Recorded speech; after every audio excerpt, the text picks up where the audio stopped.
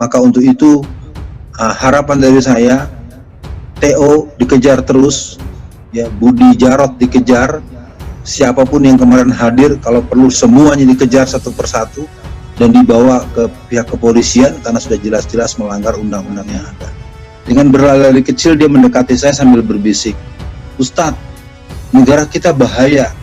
"Kenapa Pak?" "Saya salah satu pejabat eselon tinggi di Kementerian Dalam Negeri, bahwa kami dikirim secara bergantian untuk mendapatkan pendidikan khusus di pusat pengkaderan Partai Komunis Cina yang ada di Beijing maupun negara-negara yang menjadi tempat pendidikan kader mereka."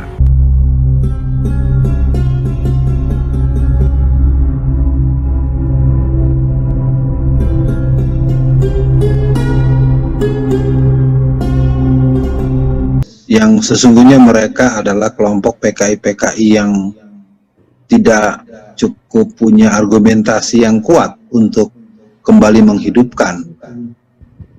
Tetapi karena memang dendam yang mereka punya dan kepercayaan diri yang boleh dibilang over self confidence, mereka sangat pede untuk kembali berkuasa. Karena faktanya memang orang-orang mereka bersemayam di tempat-tempat yang punya nilai strategis baik secara eksekutif, legislatif maupun yudikatif. Seorang Budi Jarot yang mungkin sudah kita bisa catat rekam jejaknya ketika dia mengancam akan membubarkan reuni 212, dia mengancam akan membunuh Habib Rizik, dan terakhir dia membakar dengan menuding-nuding sampah kepada Habib Rizik dengan tudingan-tudingan yang menurut saya sangat emosional dan tidak punya dasar yang bisa diterima.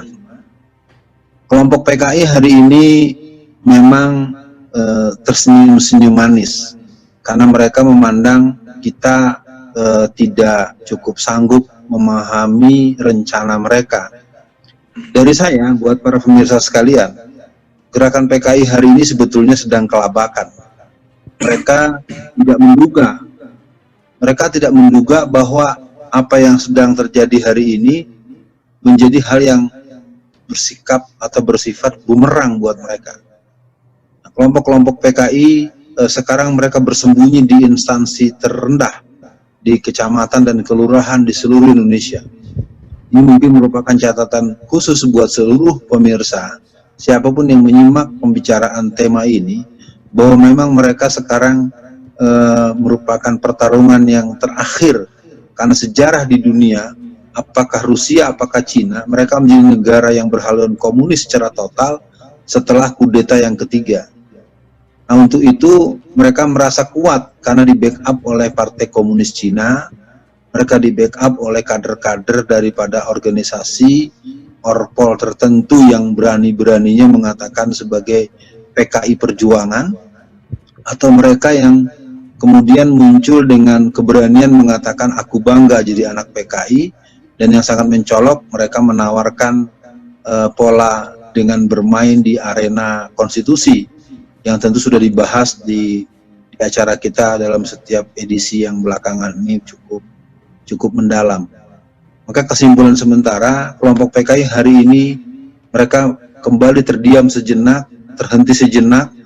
Tidak mereka bayangkan bahwa perlawanan akan begitu hebat. Maka himbauan dari saya kepada seluruh pemirsa, pada seluruh masyarakat muslim, masyarakat yang bertauhid, yang meyakini akan ketuhanan yang Maha Esa, mari kita pahami bahwa ini adalah kilik jangkrik dari mereka agar kita mau bersikap kontraproduktif. Maka untuk itu harapan dari saya, TO dikejar terus, ya, Budi Jarot dikejar, siapapun yang kemarin hadir kalau perlu semuanya dikejar satu persatu dan dibawa ke pihak kepolisian karena sudah jelas-jelas melanggar undang-undang yang ada.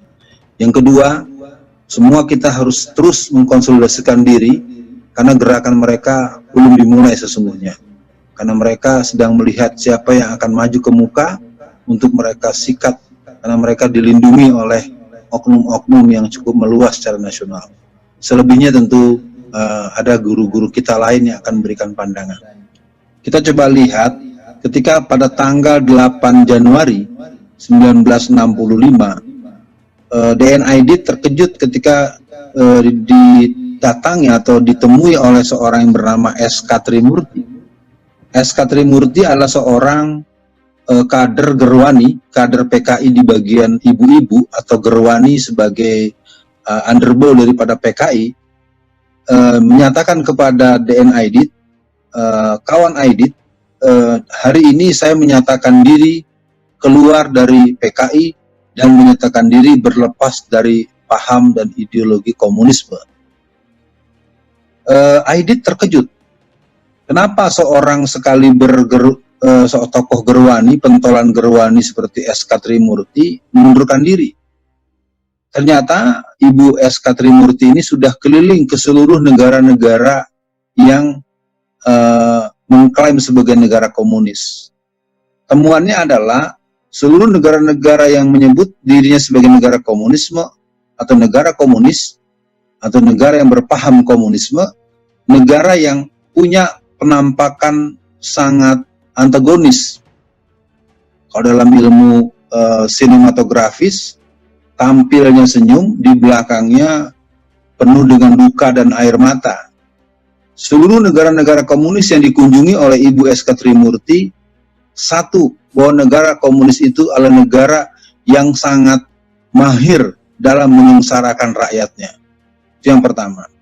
Yang kedua, pemimpin-pemimpin partai komunis itu cuma pura-pura miskin di hadapan rakyatnya.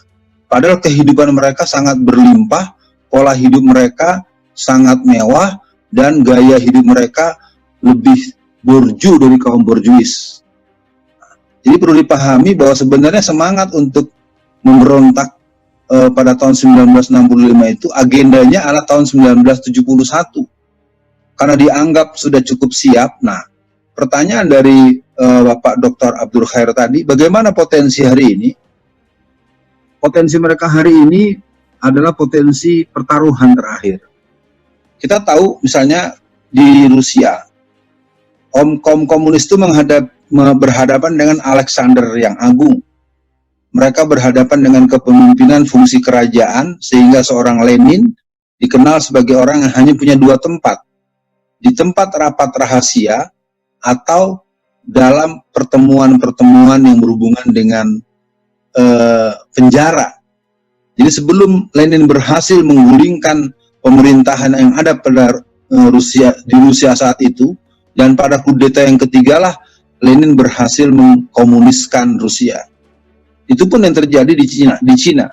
Revolusi kebudayaan tahun 1949 itu merupakan langkah yang ketiga yang dilakukan oleh pihak Partai Komunis Cina kepada pemerintahan Cina pada saat itu. Bagaimana dengan Indonesia?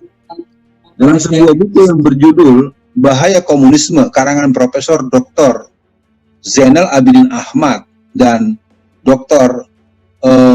Baharudin Lopa, di halaman 21 di alinea keempat dikatakan bahwa kegagalan pemberontakan PKI tahun 48 merupakan warming up, merupakan pemanasan.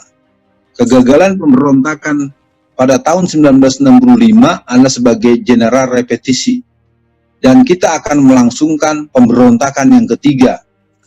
Jadi kalau dilihat, potensinya sangat mengerikan. Karena hari ini, kader-kader mereka bersebar sejak tahun 2004. Sampai hari ini sudah lebih dari 13 kali mereka menyebar, mengirim dari berbagai partai untuk menjadi kader-kader yang berpandangan politik komunisme. Yang kedua, ada 7 instansi resmi di negara kita yang secara rutin mengirimkan. Yang saya tahu persis adalah dari Departemen Dalam Negeri. Ketika dulu ya, zaman Pak Cahyokumolo. Kalau yang sekarang apakah diteruskan atau malah diperbanyak atau dihentikan, saya tidak tahu. Sewaktu saya ditahan di Lapas Porong, saya sempat kedatangan seorang pejabat Kementerian Dalam Negeri yang menjenguk temannya. Dengan berlari kecil dia mendekati saya sambil berbisik, "Ustadz, negara kita bahaya." "Kenapa Pak?" "Saya salah satu pejabat eselon tinggi di Kementerian Dalam Negeri. Bahwa kami dikirim secara bergantian untuk mendapatkan pendidikan khusus di pusat pengkaderan Partai Komunis Cina yang ada di Beijing maupun negara-negara yang menjadi tempat pendidikan kader mereka. Dan saya mengupayakan mengetahui di mana lagi ada 7 instansi yang melakukan itu. Dan saya pikir di antara kita sempat bisa mengakses ada instansi yang secara rutin mengirimkan calon-calon pejabat mereka untuk dilakukan pendidikan khusus. Maka kesimpulan dari saya sementara bahwa ini memang sangat berbahaya. Komunisme sekarang tampil secara real dengan Partai Komunis dipimpin oleh Wahyu Setiaji dan Teguh Karyadi.